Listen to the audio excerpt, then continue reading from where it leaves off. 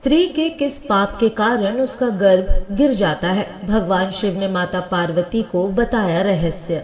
एक समय की बात है, माता पार्वती ने भगवान शिव से पूछा, हे स्वामी, पृथ्वी लोक पर मैंने अनेक बालकों की मृत्यु होते देखा है।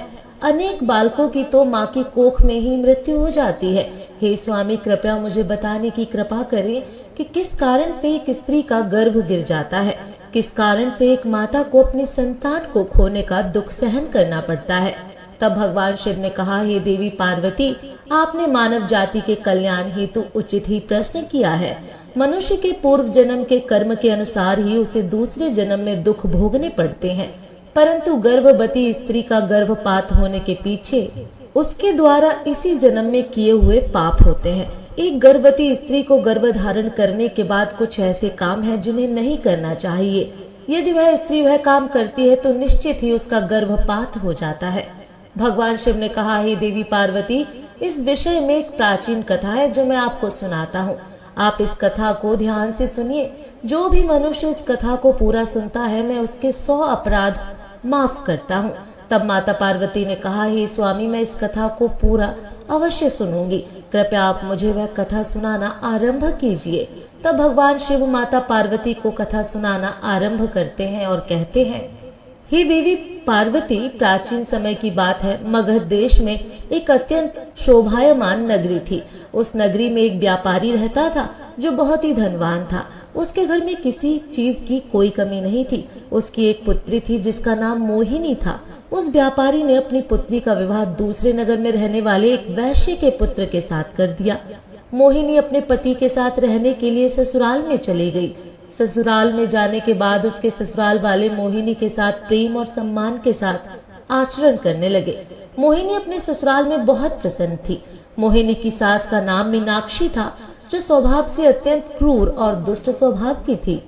मोहिनी दहेज में बहुत सारा धन लाई थी, जिस कारण से मीनाक्षी मोहिनी का झूठ मूठ का सम्मान करती थी और उससे मीठी मीठी बातें करती थी और अपने मायके से कुछ न कुछ लाने को कहा करती थी। मोहिनी अपनी सास की बात मानकर अपने पिता से कहकर वह कपड़े, अनाज और आभूषण मंगवाया करती थी और उसके पिता भी उसे सब कुछ खुशी खुशी दे दिया करते थे। इधर मोहिनी की सास का लालच बढ़ता ही जा रहा था।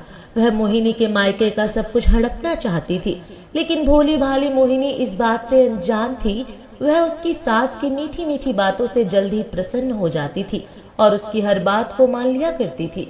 मोहिनी का पति स्वभाव से भोला भाला था और अपनी माँ की हर आज्ञा का पालन करता था। उसकी माँ ने बचपन से ही अपने पुत्र को पूरी तरह से वश में किया हुआ था, इसलिए वह कभी अपनी माँ की आज्ञा का उल्लंघन नहीं करता था। मोहिनी को उसके ससुराल में सभी का प्रेम मिलने लगा, जिससे मोहिनी बहुत ही खुश रहने लगी थी।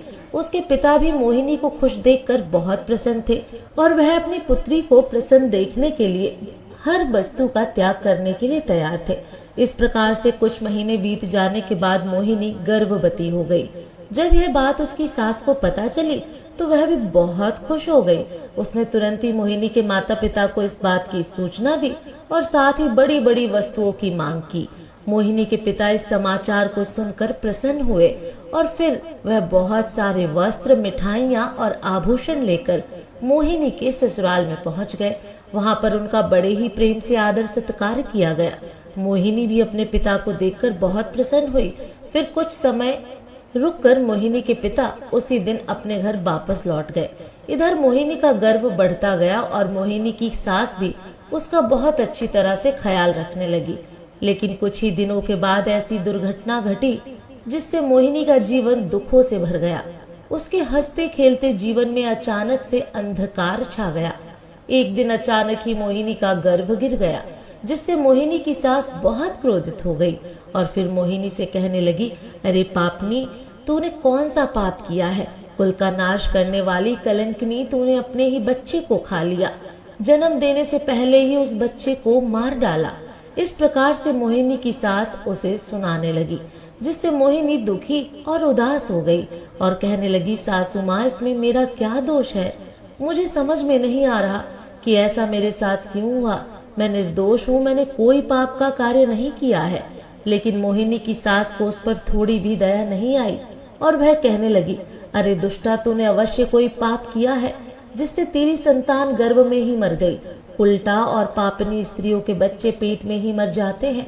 भगवान शिव ने कहा, हे देवी पार्वती, उसके बाद से मोहिनी की सास उसके साथ में बहुत ही बुरा बर्ताव करने लगी। उसे बात बात पर भला बुरा कहने लगी। अब उसकी सास उससे ठीक से बात भी नहीं करती थी।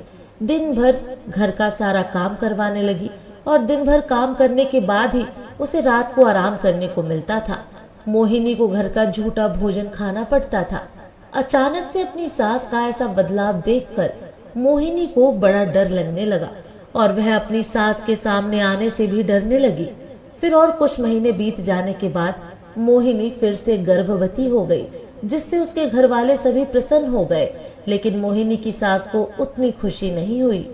वह उसे ताने ही मारा करती थी और कहती थी कि एक बच्चे को तो खा गई, पता नहीं अब इसे भी जीवित रखेगी या खा जाएगी, इसका कोई भरोसा नहीं है। यह तो डायन है, मेरा बेटा एक चुड़ैल से शादी करके उसे घर पर लाया है।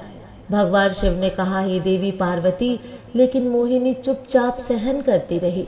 इस बार मोहिनी की सास ने मोहिनी के पिता को इस विषय में कोई समाचार नहीं दिया और वह चुप ही रही। इधर धीरे धीरे मोहिनी का गर्भ बढ़ने लगा। मोहिनी गर्भ धारण की हुई अवस्था में भी घर का काम करने लगी। बहुत काम करने के बाद भी मोहिनी की सास को उस पर दया नहीं आती थी। इस बार मोहिनी को 9 महीने पूरे हो गए और अब उसकी प्रसूति का समय आ गया। मोहिनी को कमरे में ले जाया गया और फिर मोहिनी बालक को जन्म देने लगी। जब मोहिनी ने बालक को जन्म दिया तो उस बालक के मुख से कोई आवाज सुनाई नहीं दी। वह बालक कोई भी हलचल नहीं कर रहा था। इस बार मोहिनी ने एक मरे हुए लड़के को जन्म दिया था। इस बात को सुनते ही मोहिनी बहुत दुखी हो गई और जोर जोर से रोने लगी। इधर मोहिनी की सास बहुत गुस्सा हो गई और उसने तुरंत ही मोहिनी को पकड़कर घर से बाहर निकाल दिया और कहा, अरे पापिनी, तू इस घर में रहने के लायक नहीं है, तू तो चुड़ैल है, तू मेरे पोते को खा गई, अब तो इस घर में नहीं रह सकती। भगवान शिव ने कहा, हे देवी पार्वती, इस प्रकार से ताना देते हुए मोहिनी की सास ने उसे घर से धक्के देकर भगा दिया। मोहिनी का पति भी यह सब चुपचाप देख रहा था, उसने भी कुछ नहीं कहा। फिर मोहिनी वैसी ही अवस्था में घर से निकलकर चली गई। मोहिनी चलते चलते एक जंगल में पहुंच गई। वह जंगल बहुत घना और भयानक था। उसे उस जंगल में कोई मनुष्य दिखाई नहीं पड़ रहा था। फिर मोहिनी को जंगल में एक बहुत बड़ा बरगद का वृक्ष दिखाई पड़ा। उस वृक्ष के पास एक बहुत ही सुंदर आश्रम था। मोहिनी जल्दी से उस आश्रम के पास चली गई और इधर उधर देखने लगी तो वहां पर उस आश्रम में कोई नहीं था। मोहिनी वहीं बैठकर विश्राम करने लगी। मोहिनी इतनी डरी हुई और उदास थी कि वह अपने पिता के घर भी नहीं जाना चाहती थी।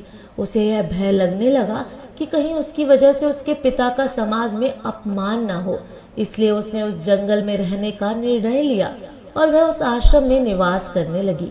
वहीं बैठकर मोहिनी भगवान विष्णु की पूजा करने लगी और उनकी भक्ति में डूब गई।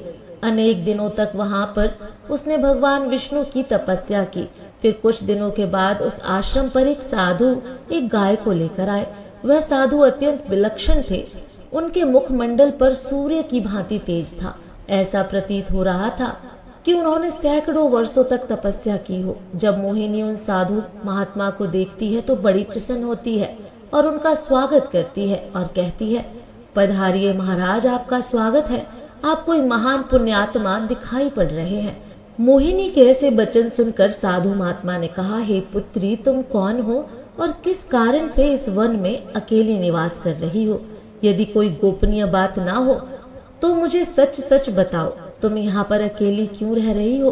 तुम्हारे पति कहाँ पर हैं और तुम्हारे दुख का क्या कारण है? तब मोहिनी ने कहा, हे महात्मा, मैं अत्यंत दुखी हूँ और मेरी सासू माँ ने मुझे घर से निकाल दिया है, इसलिए मैं इस वन में निवास कर रही हूँ। साधु महात्मा ने कहा, हे पुत्री, तुम्हारी सास ने ऐसा क्यों किया? किस कारण से तुम्हें घर से निकाल दिया? तब मोहिनी ने कहा, हे महात्मा, मेरी पहली संतान गर्भ में ही नष्ट हो गई और जब मैंने दूसरी संतान को जन्म दिया तो वह मरी हुई थी। इसी कारण से क्रोधित होकर मेरी सास ने मुझे घर से निकाल दिया। अब मैं यहीं पर निवास कर रही हूँ। पिता का अपमान ना हो इसलिए मैं उनके पास भी नहीं जा रही हूँ। कृपया आप ही मेरे दुखों को दूर कीजिए, मैं कहाँ जाऊँ? अब मैं क्या करूं? इस प्रकार से मोहिनी द्वारा पूछने पर वह साधु महात्मा कहने लगे, हे पुत्री, यह तो बड़ी दुख की बात है, किंतु तुम चिंता मत करो, मैं तुम्हें कुछ उपाय बताता हूँ। तुम उस उपाय को करो जिससे तुम्हें उत्तम संतान की प्राप्ति होगी। तुम इस गाय को अपने पास रखो और इसकी सेवा करो। इसकी सेवा करने से तुम्हें उत्तम संतान की प्राप्ति होगी। अब मैं तुम्हें गर्भधारण की हुई स्त्री को जिन नियमों का पालन करना चाहिए उस विषय में बताता हूँ। इसे तुम ध्यान से सुनो। हे पुत्री, किसी भी स्त्री को मासिक धर्म के दौरान पति के साथ संबंध स्थापित नहीं करना चाहिए और पति को स्पर्श भी नहीं करना चाहिए। इससे संतान गर्भ में ही गिर जाती है। गर्भधारण की हुई स्त्री को भगवान की पूजा में तत्पर रहना चाहिए। उसके मुख पर सदैव ही प्रसन्नता होनी चाहिए। गर्भधारण की हुई स्त्री को कभी दुखी और निराश नहीं रहना चाहिए। उसे बुरे आचरण वाली स्त्रियों से दूर रहना चाहिए। उनसे बातचीत नहीं करनी चाहिए। एक गर्भवती स्त्री को कभी दूसरों के घर का भोजन नहीं करना चाहिए। गर्भिणी स्त्री को सूप की हवा से बचकर रहना चाहिए। सूप की हवा लगने से भी गर्भ का नाश होता है। गर्भधारण की हुई स्त्री को कभी ऐसी वस्तु के दर्शन नहीं करने चाहिए जिसे देखने पर मन में घृणा का निर्माण हो। उसे भयानक और डरावनी कथाएं भी नहीं सुननी चाहिए। गर्भिणी स्त्री को अत्यंत गर्म भोजन नहीं करना चाहिए। पहले का किया हुआ भोजन जब तक अच्छी तरह से पच नहीं जाता तब तक दोबारा भोजन नहीं करना चाहिए। जिस स्त्री के बच्चे होकर मर जाते हो अथवा जो स्त्री बंध्या हो, ऐसी स्त्री से संपर्क नहीं करना चाहिए। जो भी स्त्री नियमों का पालन करती है वह उत्तम पुत्र को प्राप्त करती है। जो स्त्री नियमों का पालन नहीं करती है तो उसका गर्भ गिर जाता है। हे पुत्री, अब मैं तुम्हें पुत्र प्राप्ति का उपाय बताता हूँ। इसे ध्यान से सुनो। मासिक धर्म के समय 4 दिनों तक स्त्री को पति के साथ संसर्ग नहीं करना चाहिए। वह चौथे दिन ही शुद्ध होती है। 1 सप्ताह के बाद वह देवी देवताओं का पूजन करने के योग्य बनती है। संबंध बनाते समय स्त्री और पुरुष के मन में जैसी कल्पना होगी वैसा ही गर्भ उत्पन्न होगा, इसमें संदेह नहीं है। युग्म तिथि वाली रात्रियों में सहवास करने से पुत्र का जन्म होता है और अयुग्म तिथि वाली रात्रियों में सहवास करने से कन्या का जन्म होता है। युग्म तिथि का अर्थ होता है द्वादशी, चतुर्दशी, षष्ठी, अष्टमी, दशमी और अयुग्म तिथियां होती हैं एकादशी, त्रयोदशी, पंचमी, सप्तमी और नवमी। ऋतु काल से पहले सप्ताह को छोड़कर दूसरे सप्ताह में स्त्रियों को सहवास करना चाहिए। स्त्रियों का ऋतु काल 16 रात्रियों का होता है। यदि स्त्री मासिक धर्म के बाद 14वीं रात्रि में सहवास करती है तो उस गर्भ से गुणवान, भाग्यवान, धनवान तथा धर्मनिष्ठ पुत्र का जन्म होता है। ऋतु काल के 5वें दिन स्त्रियों को कटु, तीक्ष्ण और गर्म भोजन का परित्याग करके मीठा भोजन करना चाहिए, क्योंकि स्त्रियों की कोख औषधि पात्र होती है और पुरुष का बीज अमृत तुल्य होता है। इसलिए स्त्रियों को सहवास से पहले तीखा, कड़वा और गर्म भोजन नहीं करना चाहिए। वह साधु कहते हैं, हे पुत्री, इस प्रकार से मैंने तुम्हें संतान प्राप्ति के लिए महत्वपूर्ण नियम बताए हैं। तुम इन नियमों का पालन करो, तुम्हें उत्तम संतान की प्राप्ति होगी। फिर मोहिनी कहती है, हे महात्मा, इस समय मेरे पति देव मेरे पास नहीं है, तो मेरा उनसे मिलन कैसे होगा और किस प्रकार से मुझे संतान का सुख प्राप्त होगा साधु महात्मा ने कहा, हे पुत्री, तुम अभी से इस गाय की सेवा करो, तुम्हारा पति स्वयं चलकर तुम्हारे पास आ जाएगा। इतना कहकर वह साधु महात्मा उस स्थान से अंतर ध्यान हो जाते हैं। उन साधु को अचानक से अदृश्य हुआ देखकर मोहिनी आश्चर्यचकित हो जाती है। उसे समझ में आ जाता है कि साक्षात भगवान ही उसे दर्शन देने आए थे।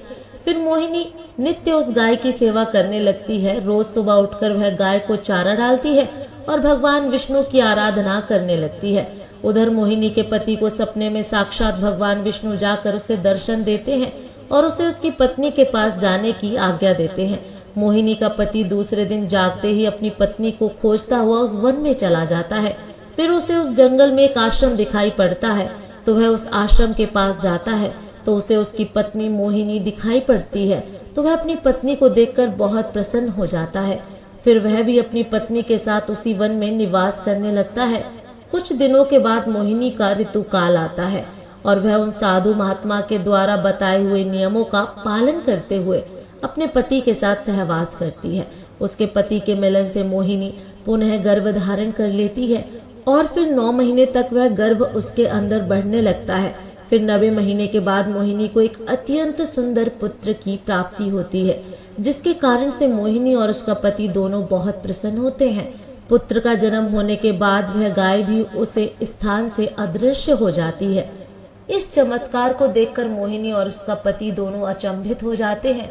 फिर वह तीनों अपने घर चले जाते हैं।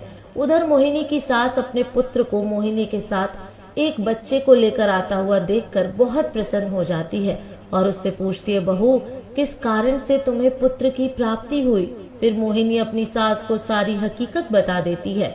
मोहिनी की सास को इस बात पर विश्वास नहीं होता है, तो वह पूछती है कि वह स्थान कहाँ पर है। मोहिनी अपनी सास को उस स्थान के बारे में बता देती है। फिर अगले दिन मोहिनी की सास चुपचाप अकेले ही उस स्थान पर चली जाती है और उस चमत्कारी साधु की राह देखने लगती है। उसके मन में लालच होता है। वह सोचती है कि जब वह साधु आएंगे तो मैं उनसे कोई अनमोल वस्तु मांग लूंगी। फिर अनेक दिन बीत जाने के बाद भी वह साधु नहीं आए तो वह बहुत गुस्सा हो जाती है। तभी उस स्थान पर एक राक्षसी आती है और वह राक्षसी मोहिनी की सास को उस आश्रम के पास खड़ी हुई देखती है तो वह तुरंत उसके पास जाती है और कहती है, अरे वाह, आज मेरे लिए इस जंगल में ताजा भोजन आया है। इतना कहकर वह राक्षसी मोहिनी की सास को मारकर खा जाती है। उधर मोहिनी अपनी सास की राह देख रही होती है, किंतु उसकी सास नहीं आती है तो वह अपने पति को अपनी माँ को ढूंढ कर लाने के लिए कहती है। मोहिनी का पति अपनी माँ को ढूंढने के लिए जंगल में जाता है तो उसे वहां पर उसकी माँ दिखाई नहीं पड़ती है, लेकिन वहां पर उसकी माँ के कंकाल दिखाई पड़ते हैं, जिसे देखकर वह दुखी मन से वापस अपने घर पर लौट जाता है। फिर उन्हें एक व्यक्ति के द्वारा पता चलता है कि उस जंगल में एक राक्षसी का वास था और उसी राक्षसी ने मोहिनी की सास को मार डाला है। लालच के कारण मोहिनी की सास को राक्षसी खा जाती है। फिर मोहिनी और उसका पति अपने पुत्र के साथ घर पर सुखी जीवन व्यतीत करने लगते हैं। भगवान शिव ने कहा, हे देवी पार्वती, इस प्रकार से मोहिनी ने गर्भ धारण के नियमों का पालन किया जिससे उसे उत्तम संतान की प्राप्ति हुई। फिर माता पार्वती ने पूछा, हे स्वामी, जिस बालक की मृत्यु गर्भ में ही होती है अथवा जन्म के बाद तुरंत मृत्यु होती है, उसकी मुक्ति के लिए क्या उपाय करने चाहिए? तब भगवान शिव ने कहा, हे देवी पार्वती, आपने उत्तम प्रश्न किया है, इसलिए आप इसे ध्यान से सुनो। यदि स्त्री का गर्भपात हो अथवा जन्म के बाद तुरंत मृत्यु होती है, उसकी मुक्ति के लिए क्या उपाय करना चाहिए? तब भगवान शिव ने कहा, हे देवी पार्वती, आपने उत्तम प्रश्न किया है, इसलिए आप इसे ध्यान से सुनो। यदि स्त्री का गर्भपात हो जाए अथवा गर्भ में ही बालक की मृत्यु हो जाए तो जितने महीने का वह गर्भ होता है उतने ही दिनों का सूतक माना जाता है। आत्म कल्याण की इच्छा रखने वाले मनुष्य को उस गर्भ में मृत्यु हुए बालक के लिए कुछ भी नहीं करना चाहिए, उसका श्राद्ध नहीं करना चाहिए। यदि जन्म से लेकर चूड़ा कर्म संस्कार के बीच में बालक की मृत्यु हो जाती है तो उस बालक की मुक्ति के लिए अन्य बालकों को दूध का भोजन देना चाहिए। यदि चूड़ा कर्म संस्कार के बाद 5 वर्ष के भीतर बालक की मृत्यु हो जाती है तो शरीर का दाह संस्कार करना चाहिए, उसके लिए दूध का दान करना चाहिए और बालकों को भोजन कराना चाहिए। यदि 5 वर्ष की आयु के बाद बालक की मृत्यु हो जाती है तो उसका दाह संस्कार करके उसके लिए जल से भरे मिट्टी के पात्र का और खीर का दान करना चाहिए, तभी उस बालक को पुनर्जन्म प्राप्त होता है। इस प्रकार से भगवान शिव ने माता पार्वती को अत्यंत महत्वपूर्ण ज्ञान